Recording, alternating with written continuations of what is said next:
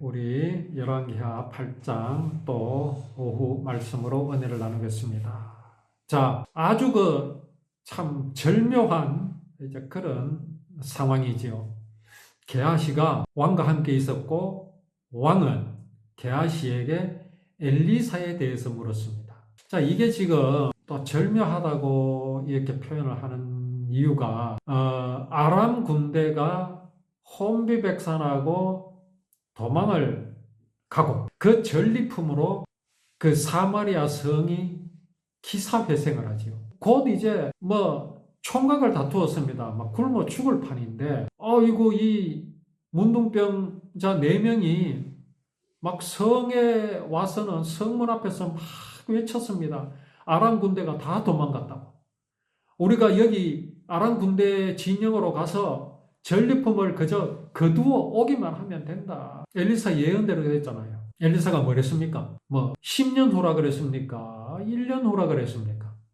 바로 내일 이맘때 밀가루 한 서아에 30, 보리 2서아에 30 맞습니까? 자, 그렇게 될 것이다. 근데 그 하나님의 말씀을 전했을 때 누가 믿지 않았습니까? 왕의 보좌관이 믿지 않았어요. 뭐라고 말했습니까? 심지어 하나님께서 하늘에서 비같이 양식을 내린다 할지라도 그럴 일은 없을 것이다. 그때 엘리사가 뭐라 그랬습니까? 그래, 내일 이맘때 네가 그것을 보겠지만은 너는 그것을 먹지 못하고 죽을 것이다. 그렇게 예언을 했습니다. 하나님의 약속이지요. 하나님께서 이렇게 해주시겠다. 그것도 언제? 바로 내일이다. 먼 훗날도 아닙니다. 자, 그렇게 엘리사가 하나님의 약속하심을 전하고 그 약속이 이루어지고 난 얼마가 지났습니까? 7년이 지났습니다. 꽤 오랜 시간이 지났지요. 아마도 이스라엘 백성들 가운데 그때 그 일을 잊어버리고 있는 사람은 아마 없을 겁니다. 여기 이스라엘 왕도 당연히 기억하지요. 근데 그 기억하는 것을 다시금 끄집어내어서 게하시에게 묻습니다. 엘리사가 무슨 상관이 있습니까? 7년 전에 그 있었던 일이 엘리사와 무슨 상관이 있습니까? 가장 큰 공을 세운 사람은 누굽니까? 게하시입니다. 문둥병자 4명입니다. 그들이요, 구국의 영웅들입니다. 그들이 전쟁한 것은 아니었지만 어쨌든 그들은 용감하게, 용감하다 할 수 있겠습니까? 이래 주거나 저래 주거나 똑같으니까 어디로 갔습니까? 이스라엘 왕도 하지 못하는, 이스라엘 군사도 하지 못하는 행군을 하지 않았습니까? 행진을 했습니다. 누구를 향해서요? 아람 군대를 향해서. 그때 아람 군대는 도망을 갔고 그 문둥병자들은 성으로 가서 아람 군대가 도망갔다고 외쳤습니다. 7년이 지났습니다. 누가 기억납니까? 누구를 기억해야 하겠습니까? 문둥병자 4명입니다. 게하시가 기억에 남아야 합니다. 게하시가 기억에 남고 게하시가 훌륭한 일을 하였으므로 왕은 그 문둥병자인 게하시를 자기 곁에 두었습니다. 사실은 누구를 옆에 두어야 합니까? 엘리사를 옆에 두어야 되죠. 그래야 맞는 겁니다. 게하시가 한 일입니까? 아닙니다. 하나님께서 그렇게 하시겠다고 하지 않았습니까? 내일 이맘때 밀가루 보리가 넘쳐날 것이다. 누구의 말대로 됐습니까? 엘리사의 말대로 됐습니다. 그러면 여기 이스라엘 왕은 게하시가 아니라 엘리사를 옆에 두어야 합니다. 그게 살 길이잖아요. 오늘 인생이 어떻습니까? 누구를 옆에 두고 있습니까? 사람의 생명이 되시는 하나님, 나의 생명이 되신 하나님을 옆에 두지 않습니다. 싫습니다. 싫어합니다. 왜요? 사람이 하나님과 같이 될 수 있다고 하는 그 사단을 마음에 신념으로 두고 있으니 늘 하나님을 향하여 대항할 뿐입니다. 여기 이스라엘 왕이 그렇습니다. 엘리사를 옆에 두어야지요. 그런데 왕은 엘리사를 옆에 두었다가는 자기의 위신이 추락할 것으로 생각하고 있는 것이 분명합니다. 옛날에 그 일이 있었죠.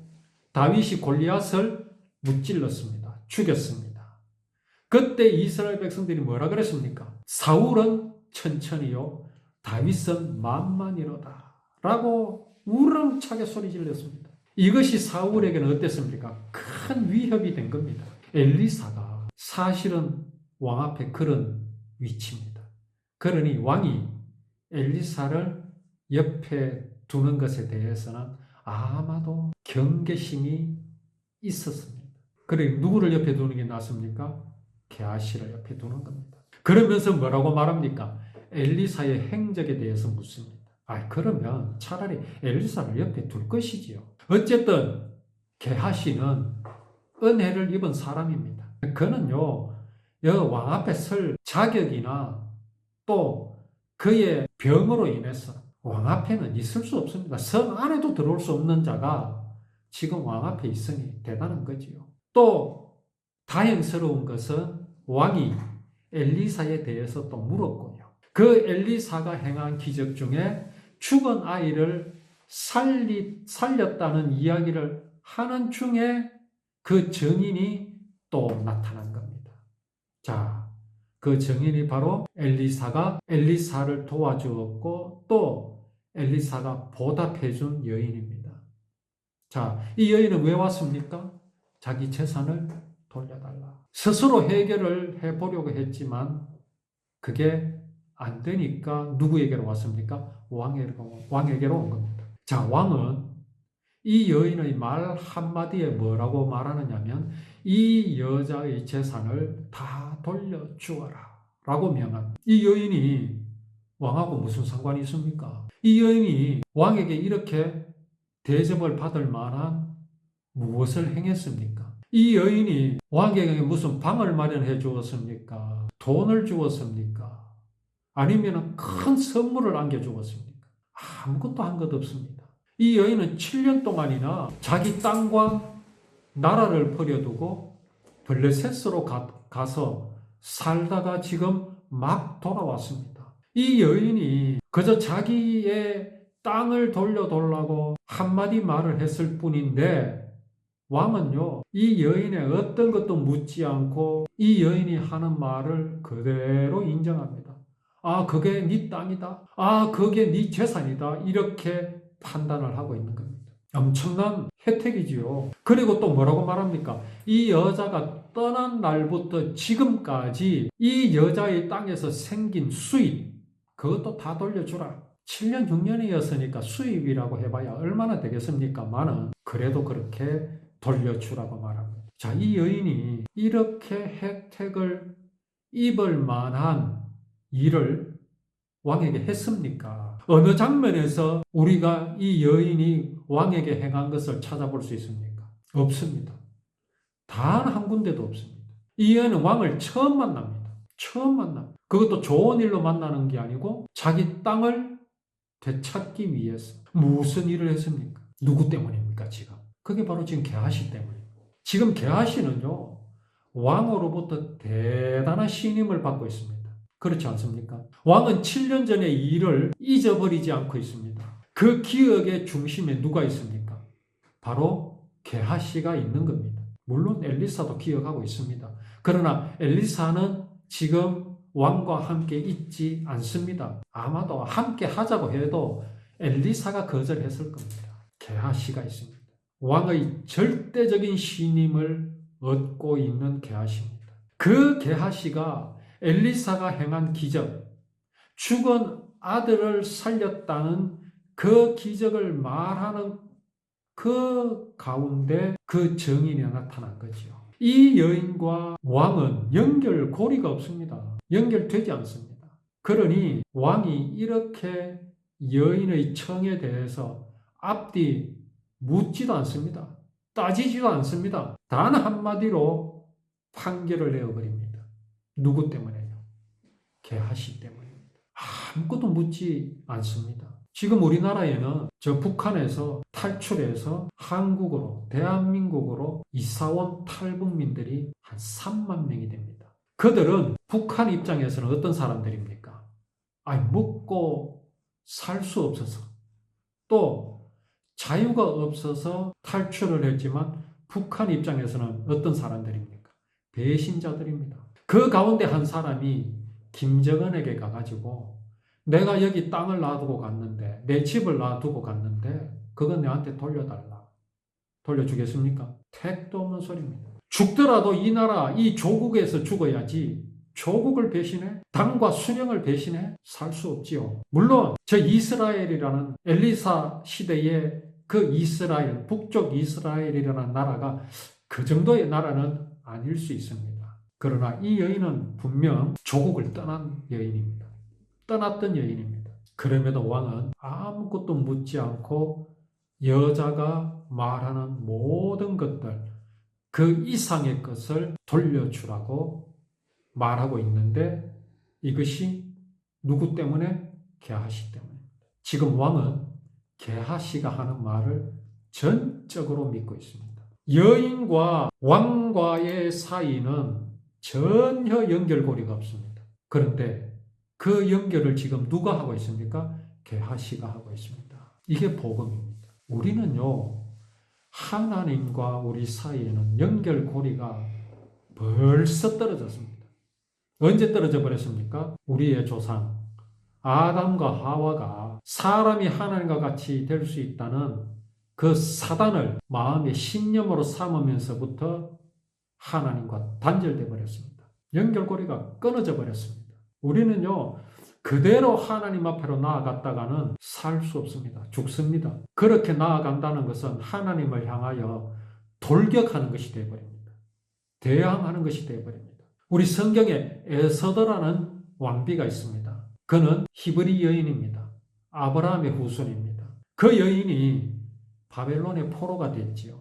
그때 당시 바벨론에서는, 제가 지금 바벨론인지 확실치 않는데, 그 나라에서 하만이라는 장군이 유대인들을 시기해서 완전히 몰살하려고 합니다. 그 이야기를 에스더가 듣습니다. 에스더가 자기 민족을 살리기 위해서는 어떻게 해야 되겠습니까? 자기는 힘이 없어요. 여인이 무슨 힘이 있습니까? 그럼 누구에게 도움을 구해야 되겠습니까?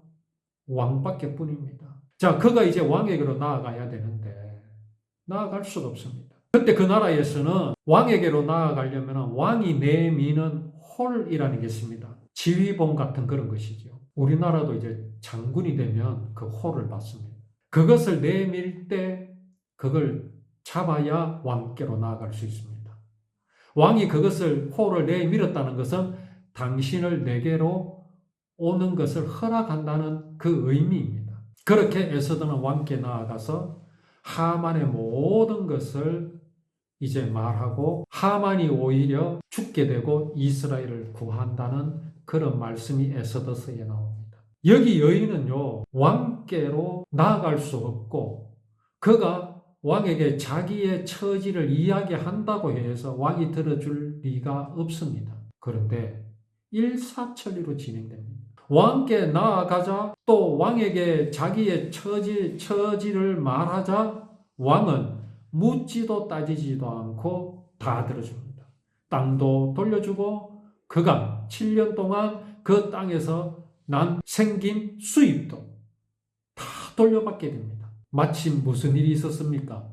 게하시가 엘리사가 행한 기적 중에 죽은 아이를 살렸다는 그 이야기를 하는 그 도중에 이 여인이 마침 나타났기 때문에 그렇습니다. 누가 말하고 있었다고요? 게하시가. 이게 바로 구원의 모습입니다.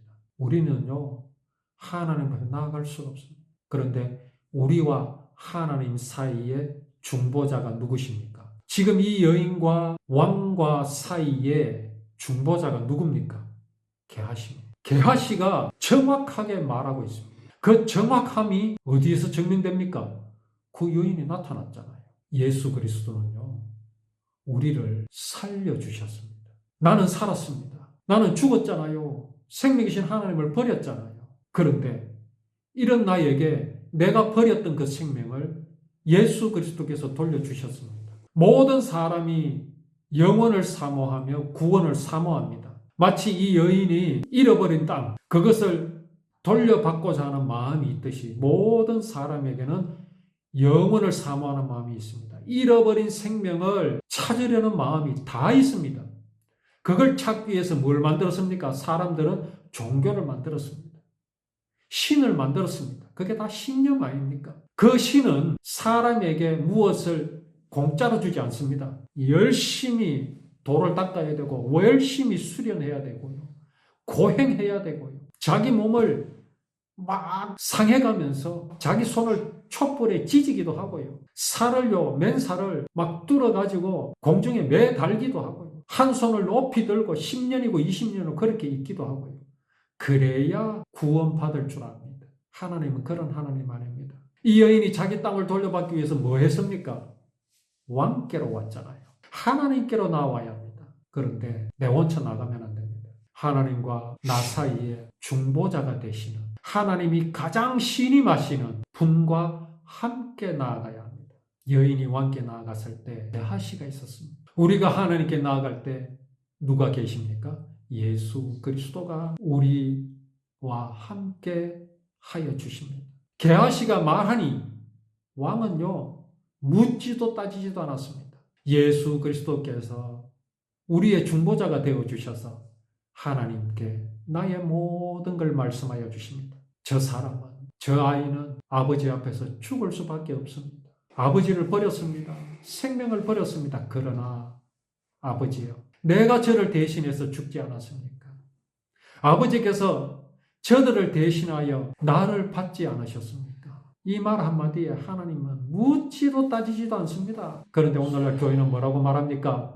하나님이 다 아신다. 다 아시니까 너는 뭘 해야 되느냐? 철저하게 네 잘못된 거를 하나도 빠뜨리지 말고 다 회개해라. 그거나 사람이 만든 종교나 뭐가 다를 거 있습니까? 거기에서 지나치면 뭐가 나오는 줄 아십니까? 애통하며 슬퍼해라. 세상 종교가 뭐가 다릅니까? 아닙니다. 나아갔더니 게하시가 있었습니다. 나아갔더니 게하시가 내 모든 말을 다 해줍니다. 그랬더니 왕은 묻지도 따지지도 않습니다. 우리 주 예수 그리스도, 나의 참 중보자가 되어주시는 예수 그리스도를 생각하면서 우리가 늘 하나님을 기뻐하며 즐거워하며 이 복음을 주야로 묵상하는 우리의 삶이 되기를 원합니다.